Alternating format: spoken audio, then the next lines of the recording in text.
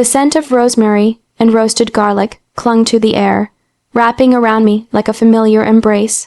For me, those smells weren't just ingredients, they were memories. Late nights in our cramped apartment kitchen, flour on my cheeks, laughter in the background. Except the laughter wasn't always kind. Cooking won't make you rich, Ellie, my sister Melissa would say, lounging at the counter, scrolling through her phone while I kneaded dough. Men like women who look expensive, not ones who smell like butter. She'd laugh, not realizing each word dug into me like the edge of a dull knife. But I never argued. I just kept cooking, because somewhere deep down, I knew the heat of the kitchen would forge me into something she could never understand, someone who built things from scratch. Years later, I stood in the glowing heart of Orem, my restaurant, my dream. Golden light danced across marble tables, soft jazz drifted through the room, and my name gleamed on the menu embossed in gold foil. Elena Langford, executive chef and owner. Every inch of that restaurant was a reflection of the battles I'd fought, the sleepless nights, the bank loans, the relentless doubt.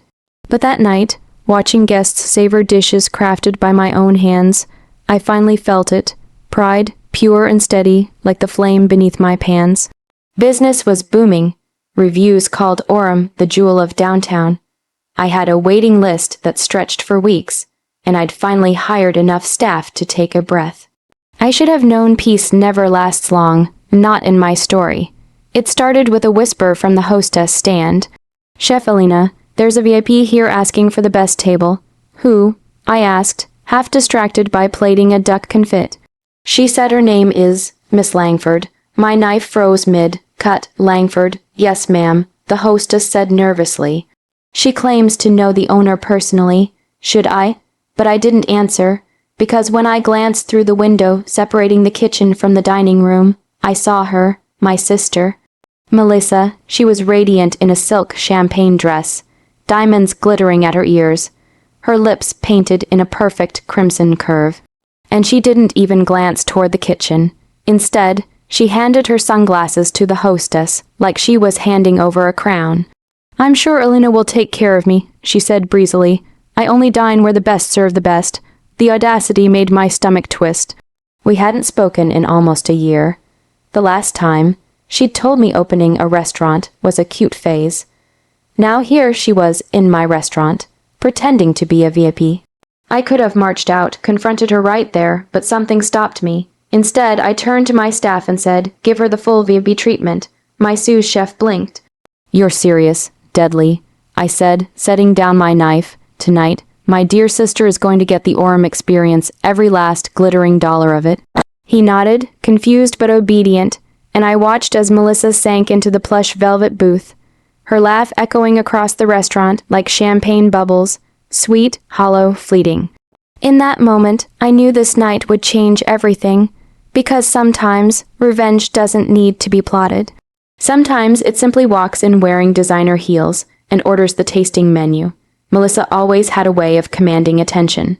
Even now, surrounded by glittering chandeliers and well-dressed diners, she sat at the center of everything, as if the restaurant itself were built to spotlight her.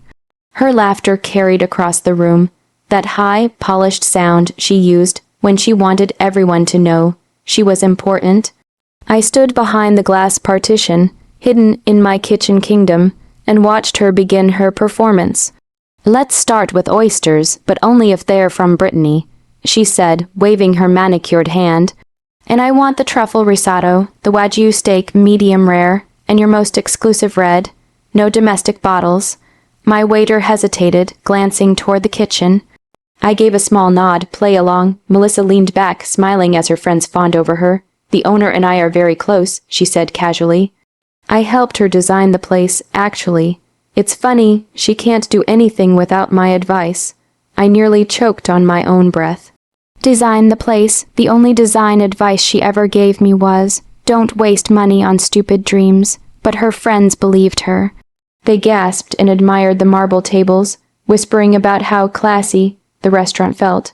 Melissa soaked in their awe like sunlight. Every false word rolled off her tongue so smoothly. I wondered if she even believed her own lies. My sous chef, Darren, leaned beside me. "Should we say something "That's your sister, right?" "Yes," I said flatly, "and no. That woman out there isn't the sister I grew up with. That's someone else entirely." He frowned. "She's being rude to the servers." "I know," I murmured, gripping the counter. "Let her dig her own hole." And dig she did. She sent back the oysters too briny. She snapped her fingers for more wine. She told the staff that her dear friend Alina was far too busy pleasing critics to greet her in person. Each lie cut a little deeper, but I forced myself to stay calm. The kitchen was my battlefield, and patience was my weapon. As I plated her truffle risotto, the good kind, the imported truffles she had demanded, I remembered the nights we used to eat boxed noodles together. I remembered how she'd wrinkle her nose when I experimented with herbs, calling it peasant food. I remembered every insult she dressed in laughter, every moment she made me feel small. And now, here she was, living inside my success, pretending it belonged to her. The meal continued like a theater performance. Her friends posed for photos with their food. She tagged the restaurant on social media, writing, "Dinner with my favorite chef. Always a VIP when I'm here." When the check arrived, she didn't even glance at it.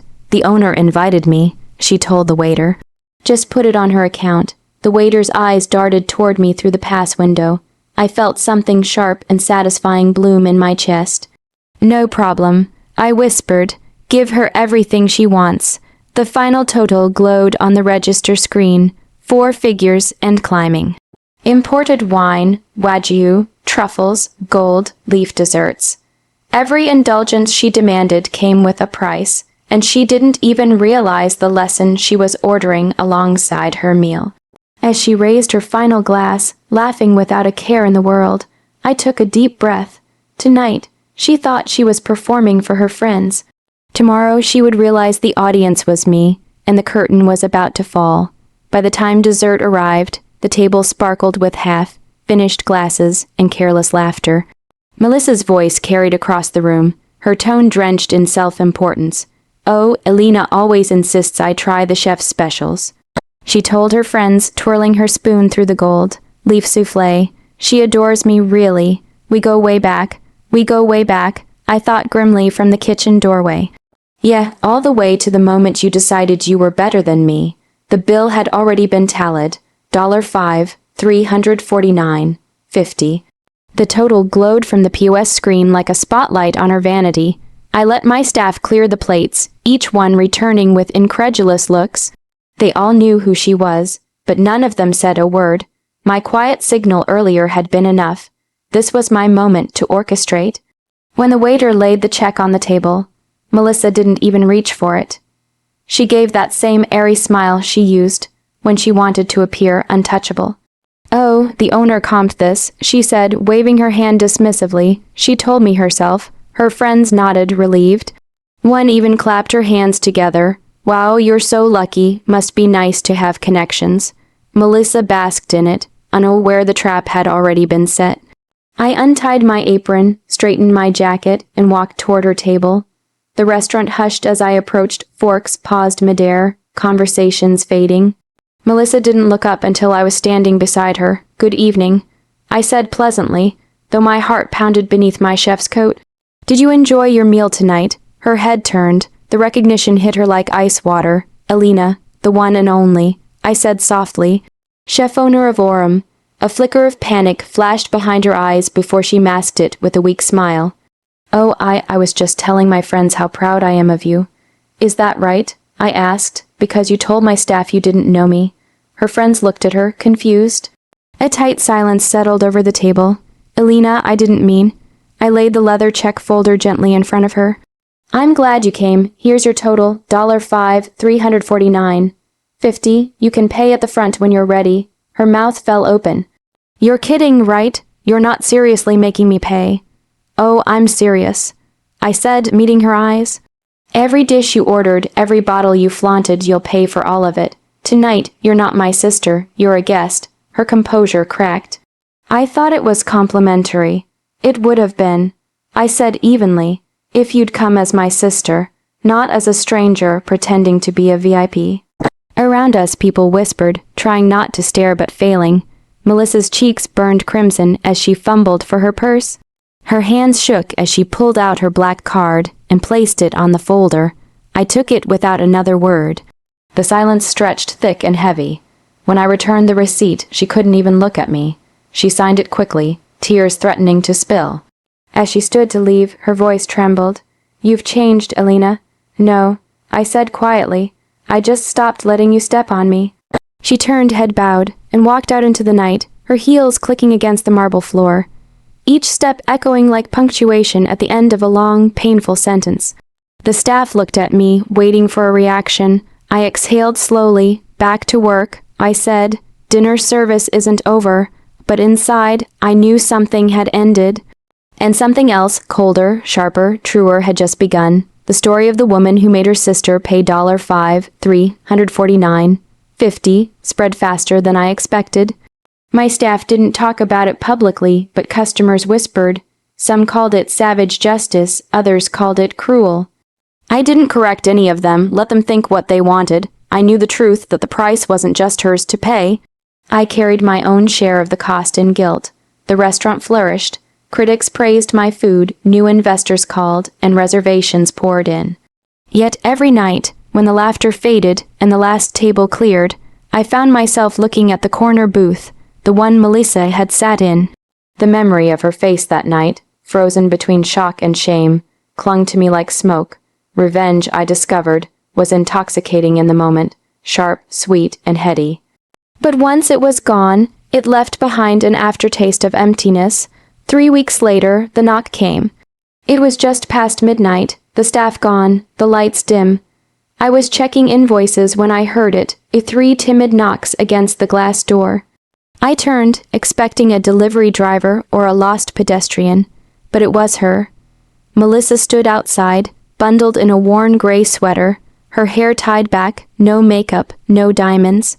Her eyes were red, her expression small. I hesitated before unlocking the door. "Alina," she whispered, her voice brittle. "I wasn't sure you'd open." I folded my arms, unsure what to feel. "It's late. What are you doing here?" I wanted to talk. I let her in. The silence between us was louder than any argument we'd ever had. She looked around the empty restaurant, tracing her fingers along a nearby table. "It's beautiful," she said softly. "You really did it. I told you I would." I replied, not unkindly. She nodded, biting her lip. I deserved that bill, every cent. That night, I acted like the person I always pretended to be, not who I wanted to become. I was jealous, Alina. You built something real, and I just performed my way through life. I thought pretending made me powerful. It didn't. It just made me hollow. Her voice cracked, and for a moment, I saw my sister again. Not the diva in silk, but the girl who used to sneak cookie dough from the fridge when we were kids. I sighed and motioned toward the counter. "If you're looking for forgiveness, I don't serve that for free either." A nervous laugh escaped her. "So what's the price this time?" "Grab an apron." Her brows furrowed, but she obeyed. Soon she stood beside me at the sink, sleeves rolled up, helping me scrub the last of the pans. The silence between us softened. The rhythm of washing and stacking plates became almost peaceful, a kind of quiet penance neither of us had known we needed. When we finished, I poured 2 cups of coffee and sat across from her. "You don't owe me anything," I said. "You just needed to remember who I am, who we are. Respect can't be demanded, it has to be earned." Tears welled in her eyes, but this time they weren't born of embarrassment. "I'll earn it," she whispered. I smiled faintly. "Good, and maybe next time, you can come as my sister, not as a VIP." She laughed through her tears, and for the first time in years, it didn't sound hollow. As she left that night, I looked around Orem, my sanctuary, my proof of perseverance, and realized the lesson wasn't hers alone. Some debts can't be paid in dollars. Some are settled in humility, forgiveness, and the quiet clinking of dishes long after closing time. And just like that, the aftertaste of revenge finally turned sweet.